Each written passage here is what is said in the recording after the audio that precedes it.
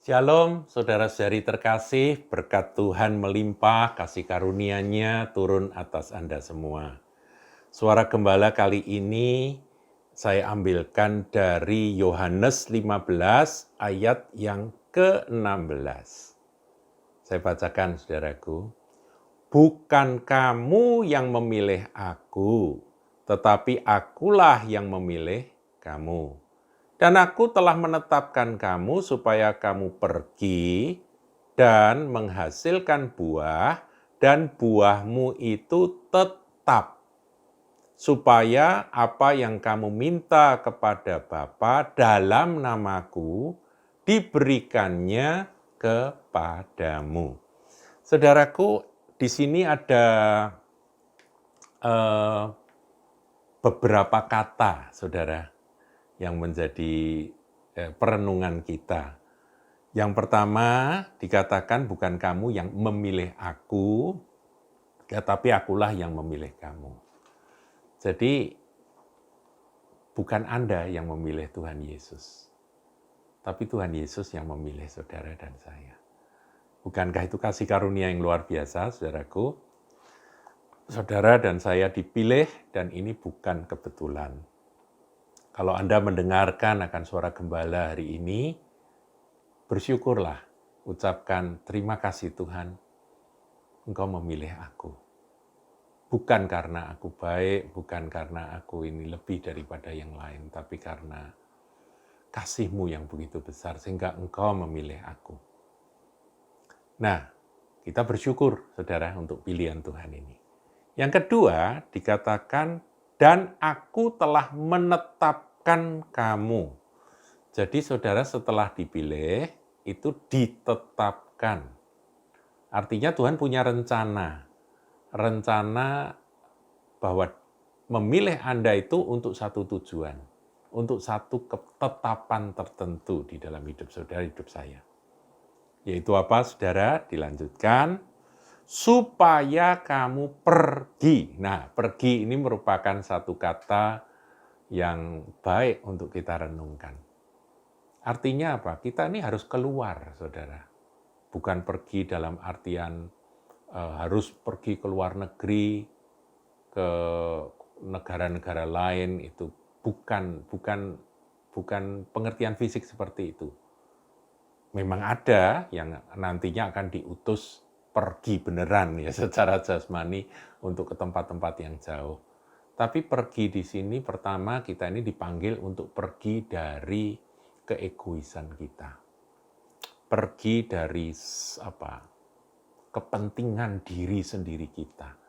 Pergi dari cita-cita dan kenyamanan yang ada pada kita. Jadi kenyamanan kita, cita-cita kita, harapan-harapan untuk diri kita sendiri, aku pengen ini, pengen itu, kita harus keluar dari itu semua. Pergi keluar dari itu semua untuk apa? Untuk menerima Tuhan apa sih sebetulnya rencanamu, apa kehendakmu, dan apa maumu dalam hidupku ini. Kalau belum kita keluar dari diri sendiri, susah. Semuanya nanti dipenuhi diriku sendiri. Aku pengen ini, aku pengen itu. Pengennya Tuhan apa sih? Saudara harus pergi, keluar dari dirimu sendiri. Ya, jadi keluar dari lingkaran si aku ini, saudara harus pergi. Kemudian yang berikutnya dikatakan menghasilkan buah. Kita hanya bisa menghasilkan buah ketika kita ini sudah keluar dari si aku ini. Keluar dari lingkaran keakuan kita. Kita keluar untuk bisa melihat dengan mata Tuhan, dengan pandangan Tuhan Yesus, kita ini melihat orang-orang lain yang Tuhan kasihi. Dan itulah yang membuat kita nanti bisa menghasilkan buah. Buah yang dimaksud ini apa, saudaraku? Buahnya ada dua, yaitu buah roh, yaitu buah roh itu sifat-sifat Kristus, karakter Kristus, ada kasih, sukacita, damai sejahtera dan sebagainya itu nanti akan ada, menghasilkan itu, dan tentunya ada buah yang satunya lagi, yaitu buah pelayanan kita, jiwa-jiwa yang kita persembahkan kepada Tuhan. Itu buah. Nah, saudara, menghasilkan buah itu adalah kalau diurutkan itu dipilih, ditetapkan, pergi, kemudian menghasilkan buah. Dan yang terakhir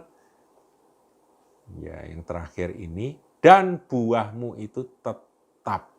Artinya, ya jangan sampai buahnya itu nanti ada orang ya memberitakan Injil, membimbing seseorang sehingga akhirnya orang itu menerima Kristus, tapi setelah menerima Kristus, beberapa waktu kemudian balik lagi saudara dalam kehidupan lama. Ya, jadi karena tidak dimuridkan, tidak digembalakan. Nah, ini perlu sekali saudaraku, buah yang kita hasilkan itu tetap, artinya sampai kita bisa persembahkan kepada Tuhan. Orangnya ini benar-benar bertahan sampai ke akhir. Itu buah yang tetap. Kata tetap itu dalam bahasa aslinya itu meno. Ya, dalam bahasa Girika meno artinya tidak berubah. Jadi nggak balik lagi begitu ya. Nggak anjing kembali ke muntahnya, babi kembali ke kubangnya, itu enggak, saudaraku. Nah, sekarang bagaimana supaya kita menghasilkan buah? Ya, kalau kembali ke ayat-ayat sebelumnya, kita jumpai akan pokok anggur yang benar, saudara. Dan pokok anggur yang benar itu dikatakan yang pertama, setiap ranting padaku yang berbuah dipotongnya, dan setiap ranting yang tidak berbuah dipotongnya, dan setiap ranting yang berbuah dibersihkannya supaya ia lebih banyak berbuah.